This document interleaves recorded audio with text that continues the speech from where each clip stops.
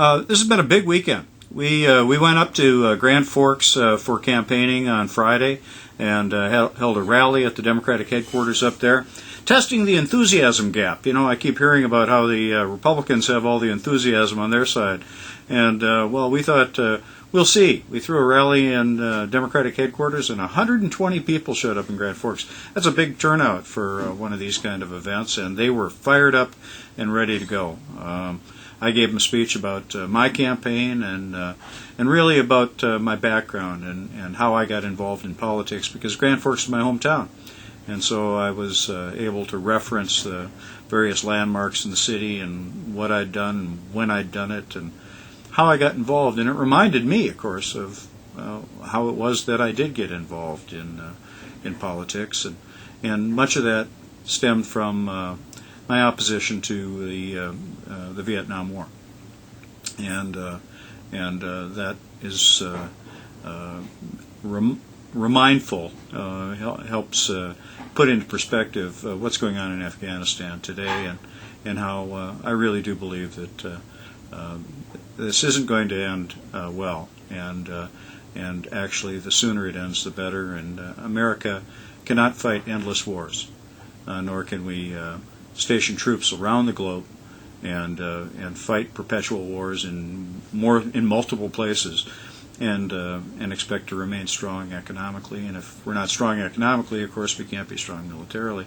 The message was, I thought, very well received, and people were inspired to campaign and kick in these last 6.5 weeks, and that was the point of it. Then on Saturday we marched in the Potato Bowl parade, and that was fun to be able to shake hands with people and tell them I'm a hometown boy and I'd like to go represent them in the United States Senate, and they again responded quite well.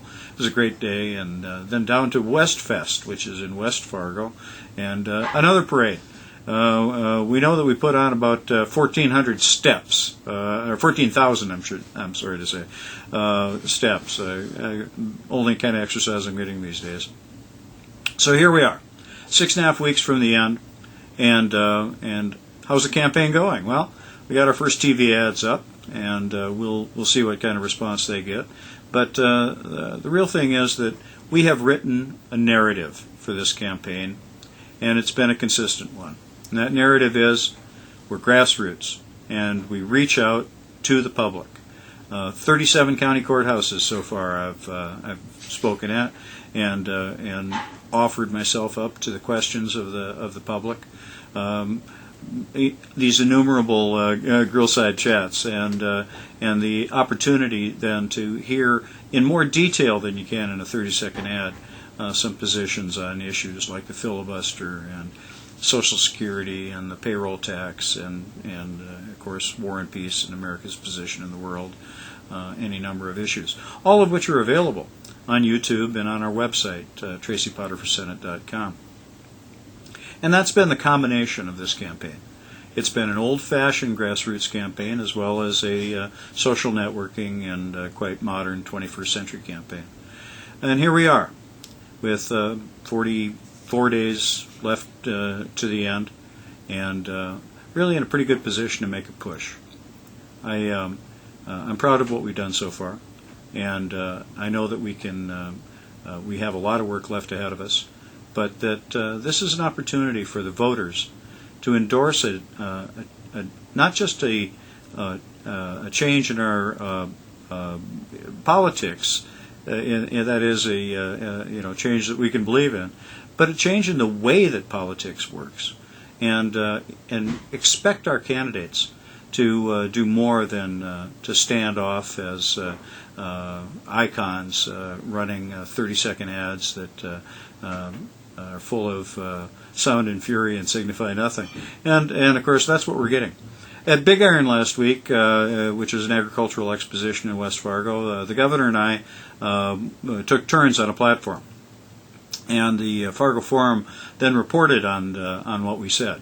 They said Potter offered specific program ideas and talked about his differences with his opponent.